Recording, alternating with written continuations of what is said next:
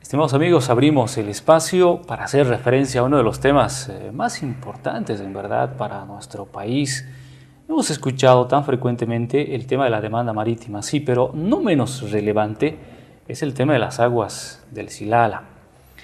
Hoy, otra vez en controversia y en un escenario como la Corte Internacional de Justicia de La Haya, hemos invitado a Ofelia Michel, investigadora, historiadora, conoce muy bien este tema.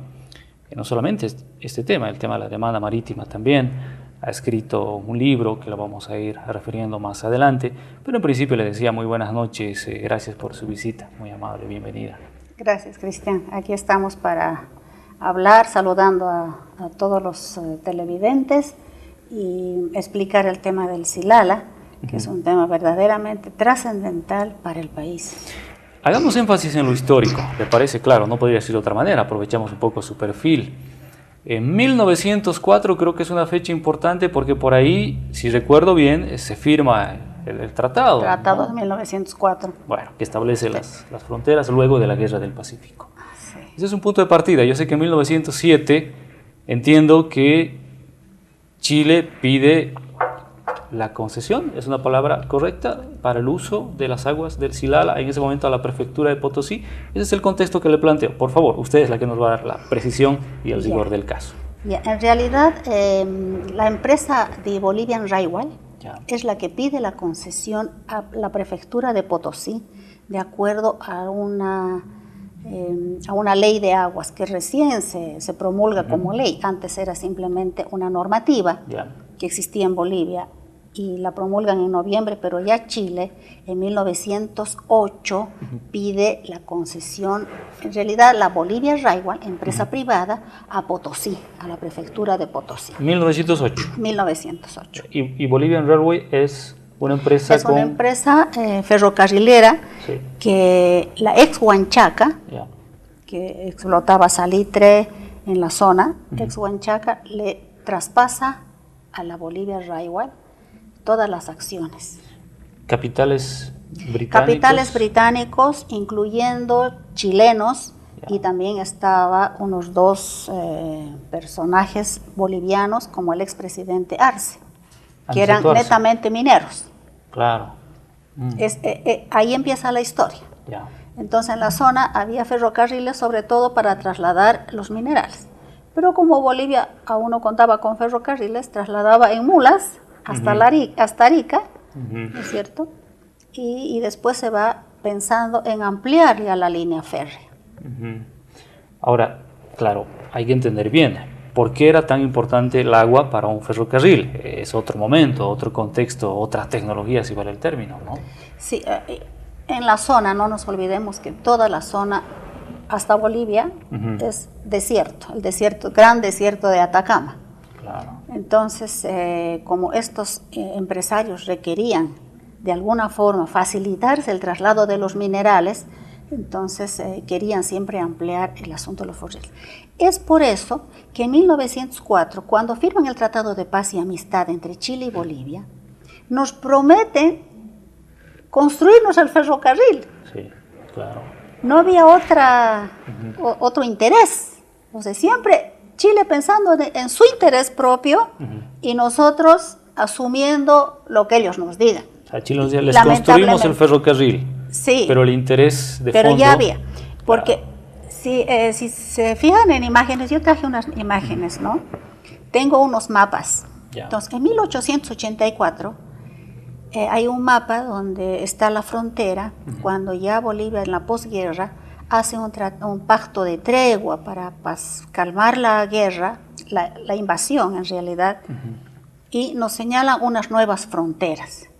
En esas nuevas fronteras no existía el tal río Silala en 1804.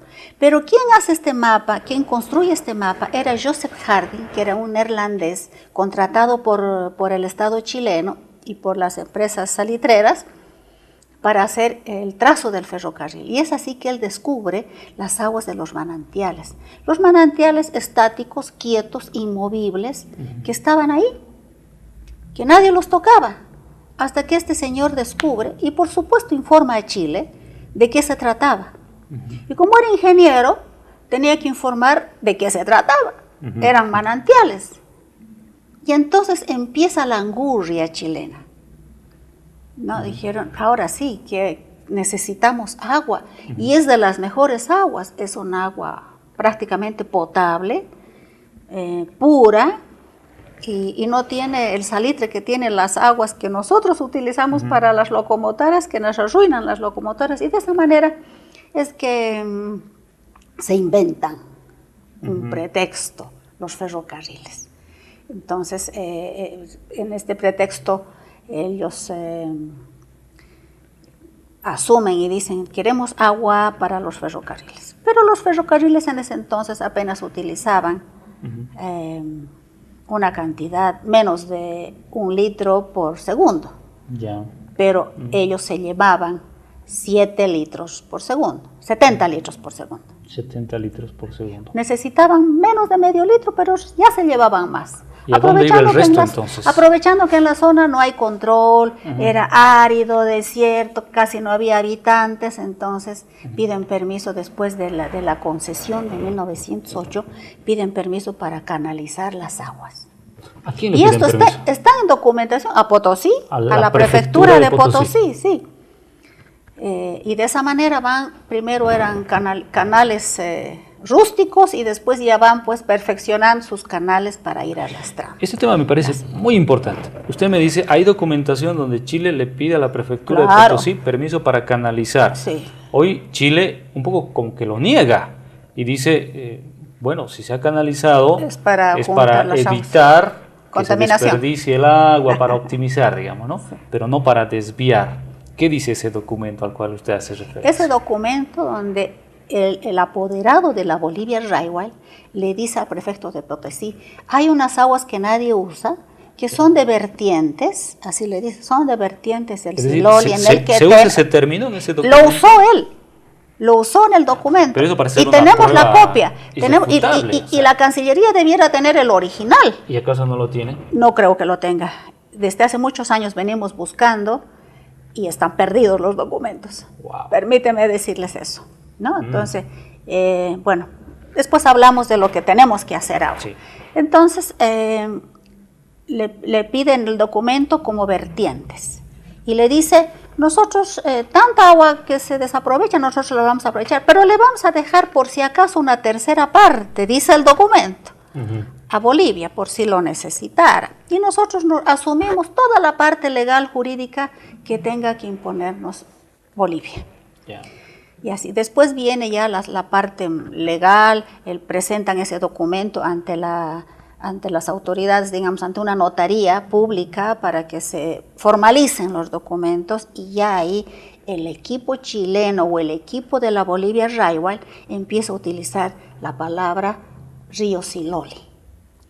Todas nuestras autoridades, que entre paréntesis, nuestras autoridades de entonces eran interinas, ni el prefecto era prefecto, ni el otro señor que tenía que revisar de la zona de Quetén, de Surlipes, que tenía que firmar y aprobar y dar un informe, también eran interinos. Ahora me dice Río. Y también el documento, después de que se concreta, tampoco nos da término de uso ni costo de las aguas, porque debería, nada es pues gratis, ¿no? Claro. Pero curiosamente así se hacen las cosas en este país, sobre todo con Chile, porque Chile impone siempre sus intereses. No nos extraña entonces este término, Río Siloli. Yo lo he escuchado en algún momento, lo he leído.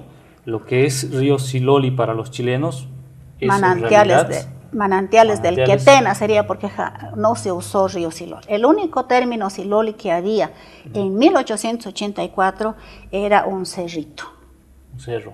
Sí, un cerro, en los mapas señala. Entonces, ¿en qué momento se usa Silala? Silala, después de unos años, porque Siloli seguramente es un término como dice Chile, decían Chile a Chile, Silala decían Siloli, los ingleses, más o menos. Pero ahí empieza a verse ese término. Jamás existió Río Silala, jamás. Tal es así que los mapas, antes del Tratado de 1904, muchos mapas que este ingeniero, investigador, hidrólogo, Paso Berry, tiene un libro, lamento no haberlo traído ahora, él prácticamente ha hecho una investigación muy profunda del tema, donde dice jamás ha existido el río Silola. Él ha revisado personalmente mapas, no solamente la cartografía chilena, informes hídricos y de estudios de la zona que siempre Chile hace semestralmente, jamás está señalado el río Silala, y otros mapas del exterior en la biblioteca de Washington, donde es una biblioteca casi completa, ha revisado como 60 mapas y jamás ha encontrado el río Silole o el río Silala, jamás. Asimismo, él ha hecho una investigación de la zona, porque en la zona no podría haber jamás río, porque es una zona desértica, no llueve. Y al no existir lluvia, no existe río. Tampoco existe río de nevadas ni de hielos que podría haber en la zona, porque la zona es desértica, la zona del Quetena es desértica y no tiene lluvia, por lo tanto no tiene correntía de agua, por lo tanto no tiene aguas que se infiltren. Yeah. Entonces un río pasa y de acuerdo al suelo se infiltran si son permeables. Si no, sigue circulando. Pero eso no existe en el Quetena. No existe. Ni tampoco la topografía de las piedras y todos esos análisis tampoco se puede decir de que existe río. Ni existió río nunca. Entonces uno dice, ¿y de dónde sale tanta agua? Yo quiero agregar ahí este comentario que he escuchado. De los chilenos, por supuesto. Ellos dicen, todo río nace de algún lugar. Por ejemplo, el caso del río Silala, lo dicen ellos, nace pues obviamente de una vertiente, porque hay ríos que nacen de vertientes. Sí. Lo han dicho ellos. Y llega a territorio chileno por gravedad. Por gravedad. Esos son los argumentos. ¿Qué nos podría decir usted en torno a esos argumentos que vienen desde Chile?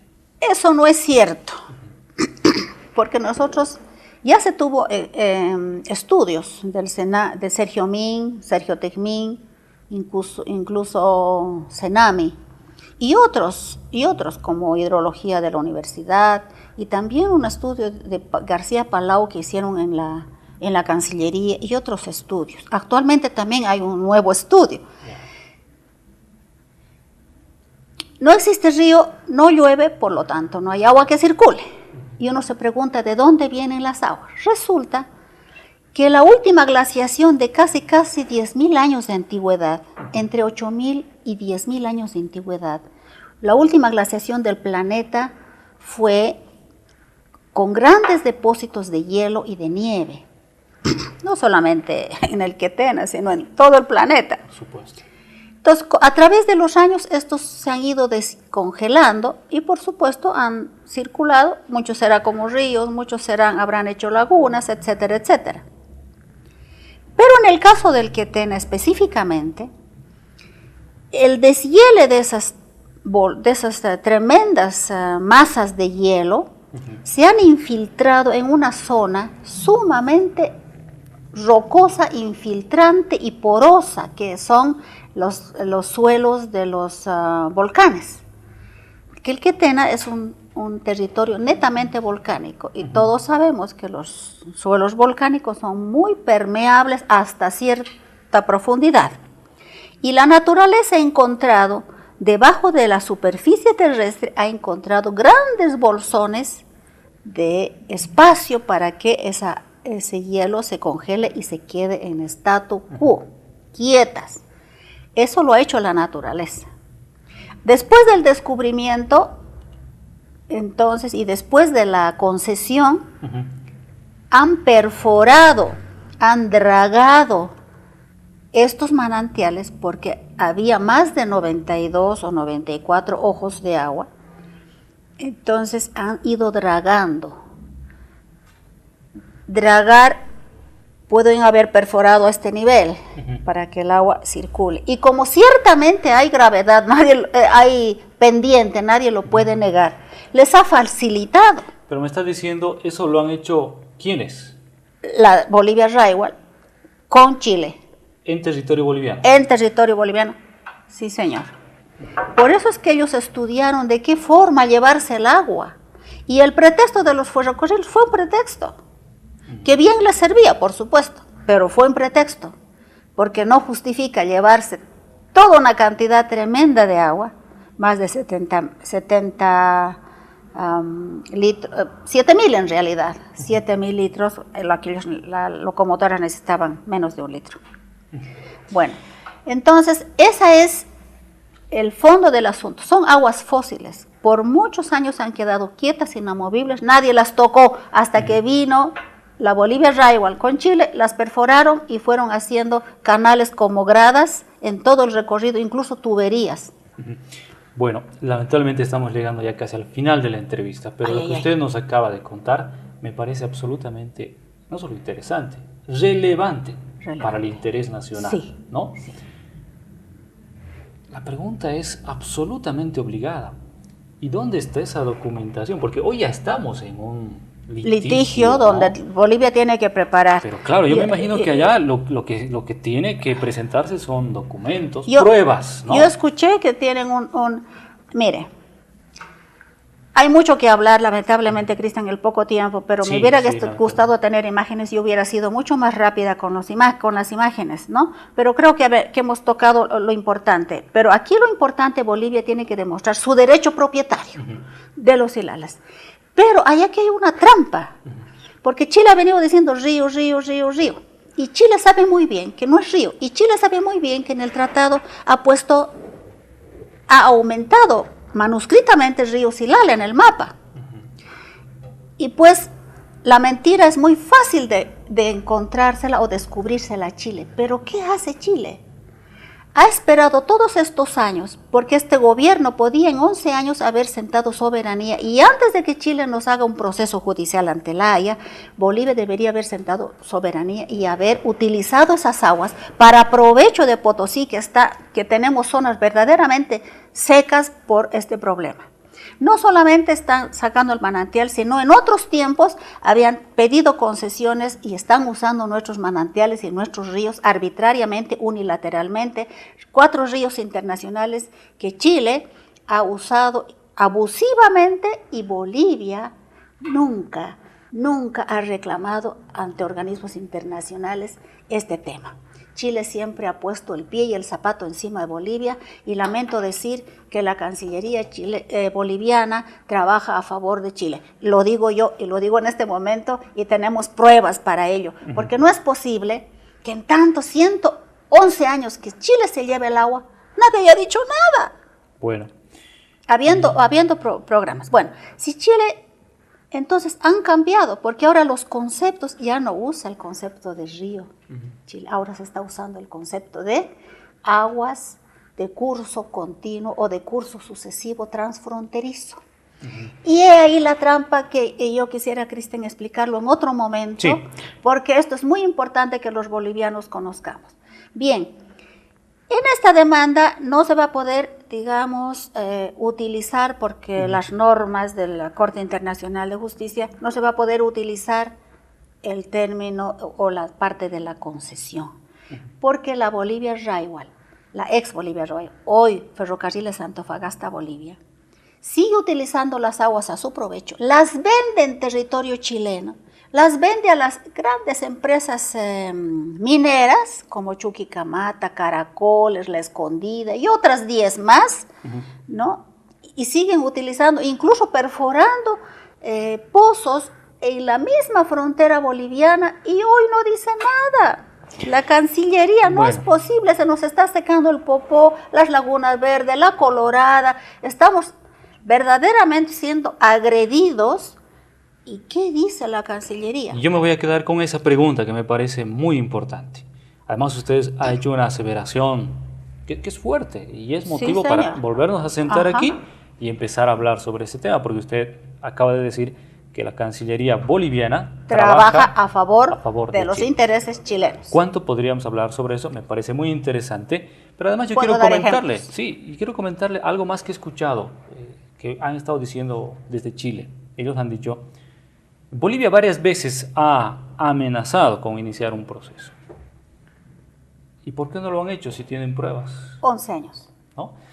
Se da cuenta que podríamos generar Sí, un diálogo muy aparte claro de que este, pero creo que ha sido valioso porque siempre es un punto muy importante, relevante, el tema de la historia también, ¿no? Hemos empezado. el Lauca.